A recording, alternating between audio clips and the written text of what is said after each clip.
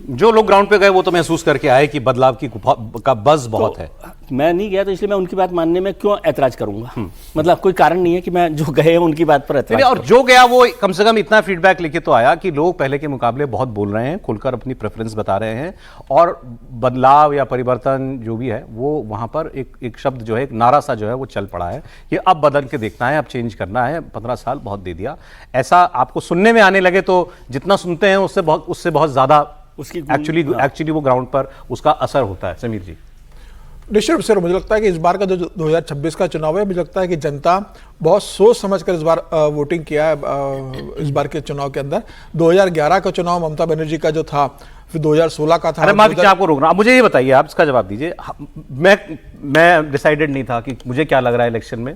मैं अभी हफ्ता भर पहले से मुझे लगने लगा कि ना मुझे अब बीजेपी आगे दिखती है। मैंने एक दिन प्रोग्राम में आगे बोला, आज की तारीख में मैं लगभग सर्टन हूं कि बीजेपी को एक चुनाव जीतना चाहिए। गलत हर कोई होता है, मैं भी हो सकता हूं कल को, लेकिन मुझे अभी इस वक्त ऐसा लगता है। आप तो तब से बोल रहे हैं जब इलेक्शन अनाउंस हुआ था, तब ना अमित शाह के ऐसे दावे थे, ना सेंट्रल फोर्सेस को लेकर के 60 दिन बाद तैनाती रहेगी ऐसी खबरें थी, ना ममता बनर्जी के डिफेंसिव बयान थे, ना बीजेपी कितनी एग्रेसिव दिखाई दे रही थी। उस तब से आपको क्या आभास हो गया था?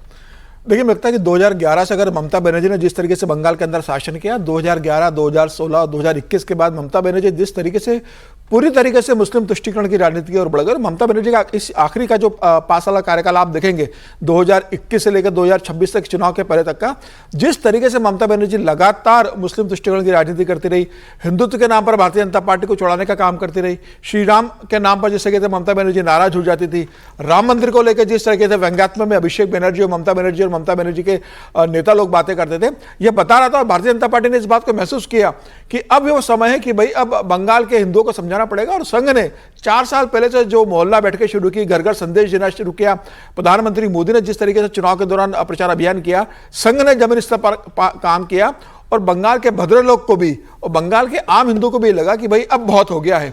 15 साल ममता जी के शासन में अब ममता बनर्जी के इसमें विकास हो रहा है। और जिस तरीके से ममता बनर्जी एक तरफा मुस्लिम तुष्टीकरण की राजनीति बंगाल के अंदर करते जा रही है, और अगर 5 साल ममता बनर्जी रहेगी तो फिर बंगाल को बांग्लादेश बनने से कोई रोक नहीं पाएगा। तो मुझे लग रहा है कि यह संदेश गया, सेंटीमेंट गया, लोगों ने इस बात को महसूस किया कि 11 साल के बाद भी अब बंगाल के अंदर बेरोजगारी, करप्शन सब पीक पर चला गया। आपके विधायकों की, आपके सांसदों की, आपके नेताओं की लूट चरम पर रही। महिला सुरक्षा के नाम पर आप करें 80-15 रुपए महिला को देते और आपने मतलब सच में कुछ सोच के बोला था ना, या भाई 50% प्रोबेबिलिटी जीत या हार की रहेगी, इसीलिए बोल दिया था आपने? गलत भी साबित हुए तो 50% जीत के दावे तो होते हैं ना। नहीं, भारतीय जनता पार्टी स्पष्ट बहुमत की सरकार बना रही है सर, ये बात अब तय। मैं आपको कल क्रेडिट दूंगा इस बात का अगर बीजेपी जीतेगी, कि हम सब में सबसे पहले समीर जी ने इस बात को कहा था। सर, विश लिस्ट से यहाँ तक, ऑब्जर्वेशन तक का सफर विश लिस्ट से यहाँ तक लेकर के आए समीर जी चुनाव को नेविगेट करते हुए।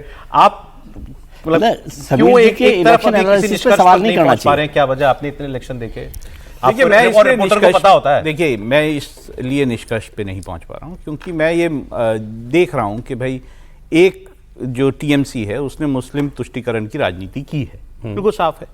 और बंगाल में मैंने जैसे आपको बताया 110-11 सीटें ऐसी है जो मुस्लिम मतलब जहां पे फैक्टर बहुत बड़ा है। ऐसे फैक्टर के होते हुए क्या मुसलमान जो है वो अचानक ममता बनर्जी के खिलाफ हो जाएगा? बिल्कुल नहीं होगा। तो फिर तो वही है, अगर 25-30% अगर वोट उसको ऑलरेडी मिल रहा है जो इंश्योर्ड वोट है, तो उसके बाद वाला, तो उसके बाद जो है क्या पूरा हिंदू वोट एकजुट होगा बीजेपी के पीछे? इसमें आपको संदेह है?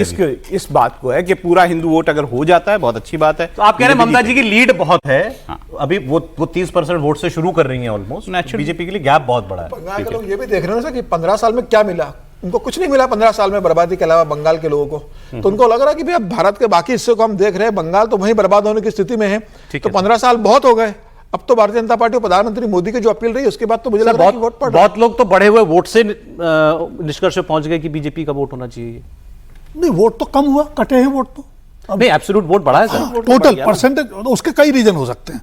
अगर आपका जो टोटल वोटर है वो कम हो गया और पुराने चुनाव में जितना वोट हुआ था उतना ही हुआ, तब भी परसेंटेज बढ़ जाएगा। वो तो डेटा आ गया, ठीक है ना। एसआईआर को हटाने के बाद भी एब्सोल्यूट वोट बढ़ा है, 25 लाख वोटर तो बढ़ा है। मैं दूसरी बात जो कह रहा था कि हमने बार बार चर्चा की कि कोई वेव तो नहीं है चुनाव में, न ममता के खिलाफ है न बीजेपी के फेवर में। एक जो चीज बीजेपी के फेवर में जाती है कि फियर फैक्टर नहीं है। इलेक्शन पीसफुल हुआ और मतदाताओं का जो डर था वो निकल गया। लेकिन कुछ आंकड़े हैं, और आंकड़े जरूरी नहीं हमेशा सही हो, लेकिन हमेशा गलत भी नहीं होते। अभी राहुल जी जैसे बता रहे थे कि 25% या उससे ज़्यादा पॉपुलेशन वाली जो मुस्लिम डोमिनेटेड सीटें हैं वो बंगाल में है 112, उनमें से टीएमसी ने जीती थी 106 और बीजेपी को मिली थी 5।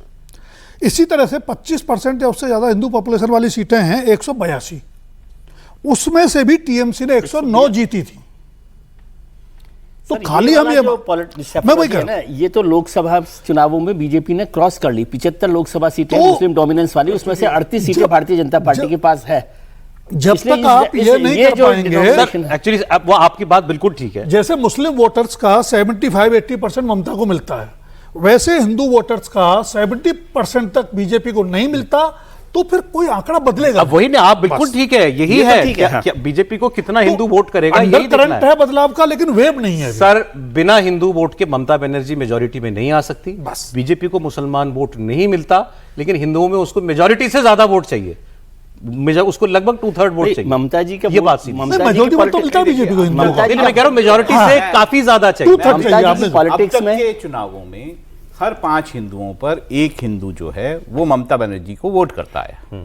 तो क्या इसमें एकदम बदलाव हो जाएगा? अगर हो जाएगा तो बीजेपी जीत रही। हाँ, इतनी वाला बात तो इतनी है, तो इतनी सी तो बात है, लेकिन क्या सवाल तो ये है कि क्या ऐसा क्या ऐसा होगा? होगा? ये तो mathematics 52-53 Hindu vote percent Hindu vote जिस पार्टी को मिला बीजेपी नहीं, को, मैं तो क्या कह रहा उसको हूं इस ना, बार ये 65-70% हिंदू वोट मिलेगा? 70 तक मुझे है ना, बदल जाएगा। देखिए 60-65 में है ना, मुझे कोई बहुत मुश्किल नहीं लग रहा। मतलब 10% वोट बढ़ना मतलब हिंदू वोट का, हिंदू वोट बढ़ना, हाँ, तो बीजेपी 45% वोट पे होगी सर, पहुंच गई ओवरऑल। सर। बराबर हो जाएगा ना, फिर फिर तो हो गया। निकल जाएगा। नहीं चाहिए बीजेपी को।